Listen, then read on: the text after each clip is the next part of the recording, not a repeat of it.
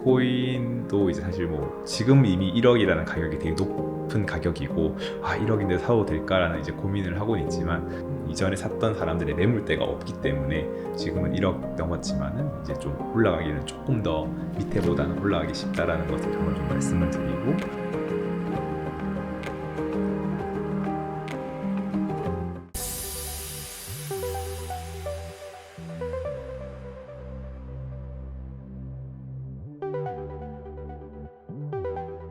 최근에 사실 뭐 마이크로 스트래티지, 아마 대부분의 비트코인 투자자라면 잘 아실 텐데요. 마이크로 스트래티지는 이제 현재 비트코인을 가장 많이 가진 기업 중에 하나입니다. 사실 비트코인 평단가가 약 35,000달러로 비트코인이 한 21만 개 정도를 보유하고 있습니다. 거의 이제 블랙록보다 좀 더 많이 가지고 있다고 보시면 되고요. 때문에 이제 사람들은 이제 개인이 비트코인을 투자하기 조금은 꺼려 하시는 분들께서 이제 마이크로 스트래티지를 투자하면서 이제 비트코인을 가진 효과를 가지려는 뭐 개인이나 기업들이 되게 많았습니다.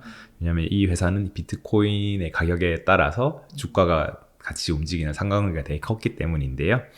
근데 최근에 이제 이런 공매도로 인한 그 가격 하락이 있었는데요. 최근에 이제 유명 공매도 회사인 이제 캐리스데일 캐피탈이라는 곳에서 마이크로 스트래티지는 이제 더 이상 비트코인을 투자하기 위한 좋은 방법이 아니다라는 이제 보고서를 또 내면서 이제 가격이 좀 많이 하락을 했습니다.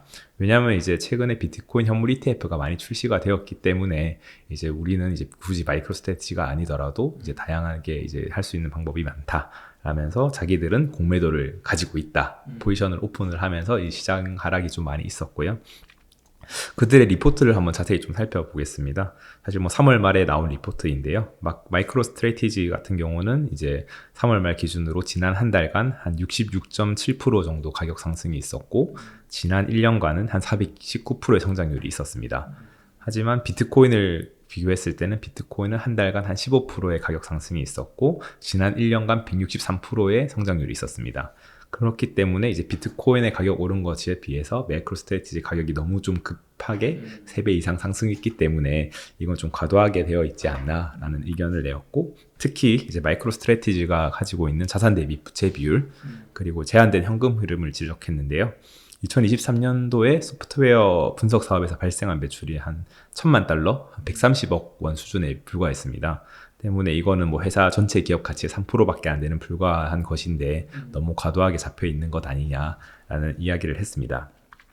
반면에 이제 마이크로 스트래티지의 뭐 대표인 이제 마이클 셀러 같은 경우는 사실 뭐 자기가 지난 12월에 말했던 이야기인데요. 이제 그 회사의 부채를 통해서 이제 비트코인을 투자하기 때문에 자기들은 이제 레버리지 효과를 내고 있고, 때문에 별도 수수료가 없고, 이거는 다른 ETF 상품에 대해서 좀 더 우월한 것 아니냐. 다른 ETF 상품은 이제 현물에만 의지하고 있고 이런데, 그래서 이제 사실 마이크로 스트래티지 주식 투자는 되게 합리적인 것이다 라는 주장을 좀 하기도 했었습니다.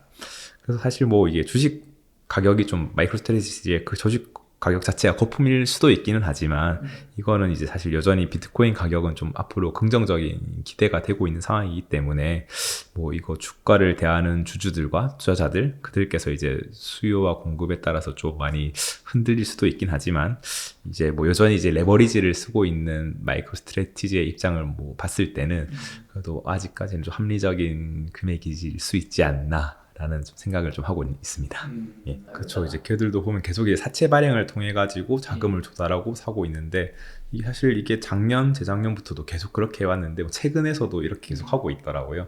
그래서 저 봤을 때 와, 저 회사는 약간 어떻게 저렇게 많은 사채를 발행해서 돈을 조달하지? 라는 생각이 들 정도로 그런 건 있었지만, 사실 좀 레버리지를 많이 활용하고 있다라는 느낌은 좀 저도 많이 받고 있는 편입니다. 네, 위험해질 수도 있죠. 근데 하지만 제 생각에는 사실 얘네들이 평단가가 35,000달러지 않습니까? 지금 대비 사실 거의 절반 가격으로 산 거기 때문에 어느 정도 사실 여유는 있다라고 좀 생각은 하고 있습니다. 예, 지금 보니까 이제 홍콩 자산운용사인 이제 벤처 스마트 파이낸셜 홀딩스라는 곳과, 그리고 중국의 자산운용사인 하베스트 글로벌에서 이제 그 홍콩 증권선물위원회인 SFC에 비트코인 현물 ETF 승인 신청을 했다라는 소식이 있었습니다. 두 군데 다 이제 좀 괜찮은 회사였었고, 이제 지금 되게 뉴스상으로는 이제 이런 SFC와 이 두 회사 간에 긴밀하게 대화를 나누고 있기 때문에 앞으로 좀 더 좋은 소식이 있지 않을까라는 좀 이야기가 많이 들리고 있고요. 아까 앞서도 말씀드렸지만 이제 그 블룸버그 애널리스트인 에릭 발추나스가 되게 좀 유명한 비트코인 관련된 ETF 전문가인데요.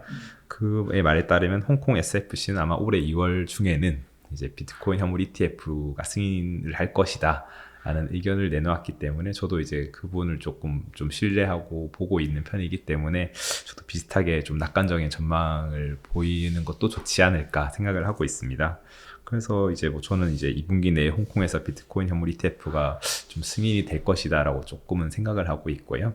그리고 아마 이런 아시아 가상자산 시장은 사실 미국보다 좀 큰 시장이긴 합니다. 옛날에도 중국 위주로 해서 많이 좀 투자가 되었었고 한국도 일본도 그리고 동남아시아에도 많이 투자를 했었는데요. 사실 뭐 중국에서 가상자산 투자를 막으면서 이제 좀 그 시장이 많이 줄어들었긴 하지만은 이제 사실 이미 이런 아시아 동남아시아권에 있는 투자자들은 이런 가상자산에 대한 이해도와 이런 관계도가 되게 높기 때문에 ETF가 허용된다면은 조금 더 많은 이제 유입이 있을 것이라고 좀 생각이 들고 있고요. 동시에 이제 지금 사실 중국이 가상자산 투자를 좀 제한을 하고 있는데 만약에 이런 홍콩에서 나온 비트코인 현물 ETF에는 투자를 할 수 있겠다라는 걸 조금만이라도 열어준다면은 이제 중국에 있는 이런 투자자들께서 투자를 하시면 좀 그 유입되는 자금력이 되게 좀 크지 않을까라는 좀 생각을 하고 있습니다.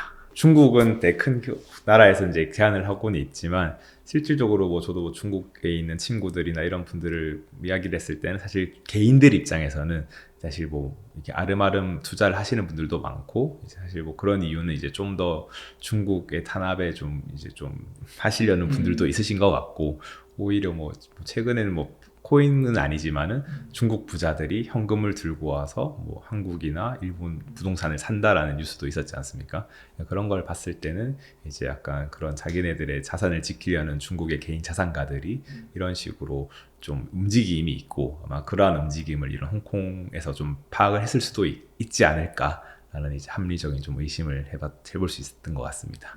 이거는 이제 나라와 정부와 금융기관들의 움직임이기 때문에 사실 뭐 제가 된다 안 된다라고 말하기는 상당히 어려운 부분인 것 같고 그렇지만 그럼에도 불구하고 이러한 움직임을 좀 잘 살펴보고 좀 그래도 어느 정도의 일말의 가능성이 있다라면 그런 걸 좀 잘 팔로우하면서 체크해 보시는 게 좀 좋은 습관이 되지 않을까 생각을 합니다. 뭐 사실 미국만큼의 영향력이 있다라고는 좀 생각은 들진 않고요. 하지만 이제 앞서 서두에 말씀드렸지만 이제 이런 중국에 계신 분들이 만약에 투자를 할 수 있게끔 좀 열어주는 케이스가 된다면은 중국 자금이 좀 들어올 수 있는 통로가 될 수 있지 않을까라는 생각을 하고 있고요. 그래서 그리고 만약에 지금은 미국이 ETF가 있지만 홍콩이 열어준다면은 홍콩뿐만 아니라 뭐 저희 우리나라도 될 수도 있고 앞으로 이런 나라 차원에서 ETF를 좀 열어주면서 좀 더 기관들의 유입을 좀 가속화시킬 수 있는 한 이벤트가 될 수 있지 않을까 생각을 합니다.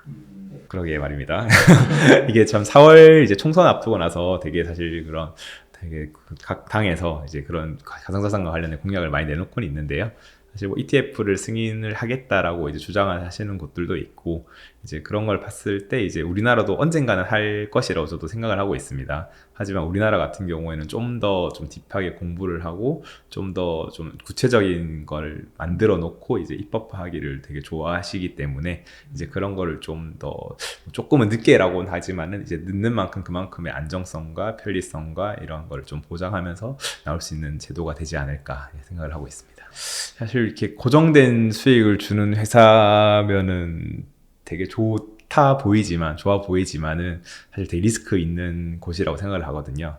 왜냐면 사실 그 회사 자체가 실제로 돈을 버는지 안 버는지도 알 수 없는데 고정된 수입을 준다면은 회사는 그러면은 뭐 이런 자선행위를 하는 것도 아니고 이제 그렇기 때문에 되게 그거는 조금은 조심해야 된다라고 좀 말씀을 드리고 싶습니다. 사실 뭐 최근뿐만 아니라 최근에 이제 그 국내 가상자산 운용사 중에 큰 뭐 기업들 뭐 델리오나 하루 인베스트먼트도 이제 아마 뉴스를 통해서 많이 접하셨을 건데요. 거기 같은 경우가 이제 고정된 수익을 제공하면서 이제 시장을 키워나갔기 때문에 약간 이게 비트코인 가격이 사실 상승하면 상관없지만은 하락하면 그거를 해칭할 수는 없거든요. 이제 그렇기 때문에 그건 좀 되게 조심스러운 부분 중에 하나라고 좀 말씀을 드리고 싶고 동시에 사실 뭐 제일 큰 이제 루나 사태 그리고 테라 사태도 보시면은 사실 이제 루나를 가지고 있으면은 이제 그런 보유 수익률을 한 20% 정도 주는 상품이 있었지 않습니까? 이제 그것도 결국에는 그게 너무 과도한 수익을 주는 거였기 때문에 좀 망해버린 케이스이다 보니 이제 그러한 뭐 고정 수익에 대한 것들은 사실 좀 조심하면서 해야 된다라는 말씀을 드리고 싶습니다. 저는 뭐 결론만 말하자면 한 비트코인에 큰 비중으로 투자를 할 것 같고요. 한 비트코인의 한 70%, 그리고 메이저 알트코인의 한 20%, 그다음에 좀 소형 알트코인의 한 10% 정도를 투자를 할 것 같습니다. 사유는 이제 뭐 앞으로 이제 뭐 가상자산 시장이나 그리고 매크로 경제 시장을 봤을 때 이제 안 좋아지는 시기보다는 좀 더 좋아질 수 있는 시기가 많다라고 좀 생각을 들고 있고요. 사실 비트코인도 이제 사실 뭐 지금 이미 1억이라는 가격이 되게 높은 가격이고 1억인데 사도 될까라는 이제 고민을 하고는 있지만, 사실 뭐 시장을 돌이켜 봤을 때 코인뿐만 아니라 주식 시장 같은 경우도 이제 고점, 전고점을 이제 넘어서게 되는 경우에는 사실은 이 매물대라고 표현하지 않습니까? 이전에 샀던 사람들의 매물대가 없기 때문에 조그만한 사람이 좀 많이 사가지고 하면 가격이 금방 올라가는 경향이 있거든요. 그래서 때문에 이제 뭐 한 지금은 1억 넘었지만은 이제 좀 올라가기는 조금 더 밑에보다는 올라가기 쉽다라는 것을 한번 좀 말씀을 드리고, 이제 그리고 시장 측면에서도 이제 금리도 어느 정도 이제 인하기로 좀 접어 들어갈 것이고, 그리고 ETF도 좀 더 이제 도입되고 유입되고, 뭐 홍콩에서도 만약에 나오고 다른 나라에서도 나오고, 그리고 나라도 계속 채택을 하고, 이렇게 되면은 좀 더 좋은 시기이기 때문에 한 7대 2대 1 정도로 투자를 하지 않을까 생각을 합니다. 사실 뭐 제가 1월 달에 나왔을 때는 아마 비트코인으로 주로 4월까지, 그러니까 반감기 전까지 비트코인을 적립식으로 사겠다라고 말씀을 드렸어요.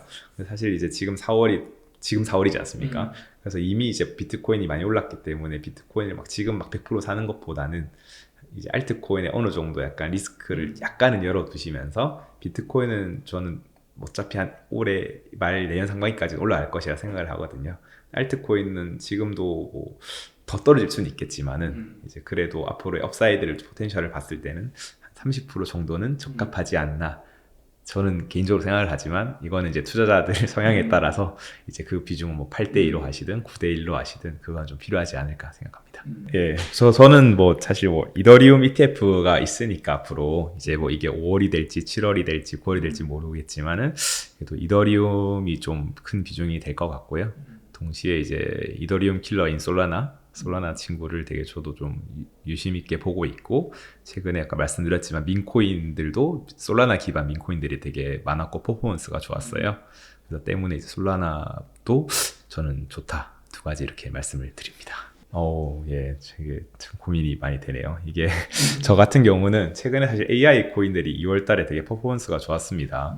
한 달 새 뭐 적게는 3배, 많게는 5-6배 오른 친구들도 많았고요. 지금 같은 경우는 사실 RWA, 그러니까 실물 자산과 연동된 토큰들이 되게 좀 성장세가 있고요. 사실 최근에 좀 관심 있게 봤던 코인은 온도 파이낸스라고요.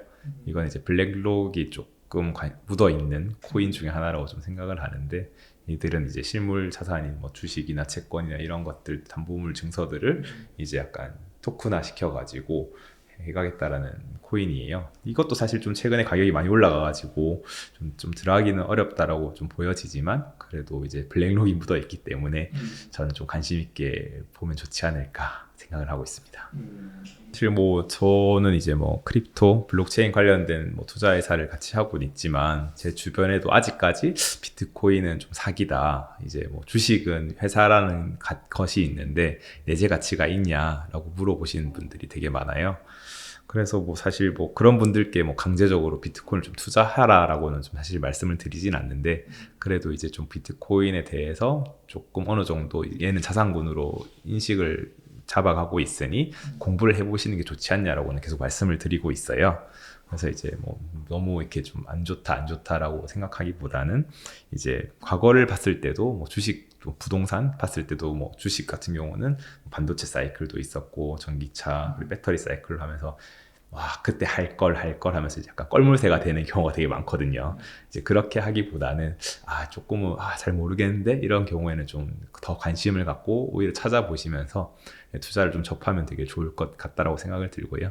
사실 뭐 저도 지금 제가 경험했던 이런 코인들과 관련된 공부했던 것들, 이런 것들을 좀 개인적으로 좀 책을 준비하고 있는 게 더 있습니다. 그래서 이제 혹시 만약에 기회가 된다면은 그게 좀 나오면 한번 좀 봐주시면 되게 좀 좋을 것 같고, 동시에 이제 웅달 책방에서도 이러한 이제 사실 뭐 다양한 경제 전문가분들, 그리고 학계에 계신 분들 다양하게 모셔가지고 이렇게 좀 계속 인폼을 주고 있으시니까 잘 이제 보시면서 이제 좀 투자를 해보시면 좋은 성과가 있지 않을까 생각을 합니다. 네.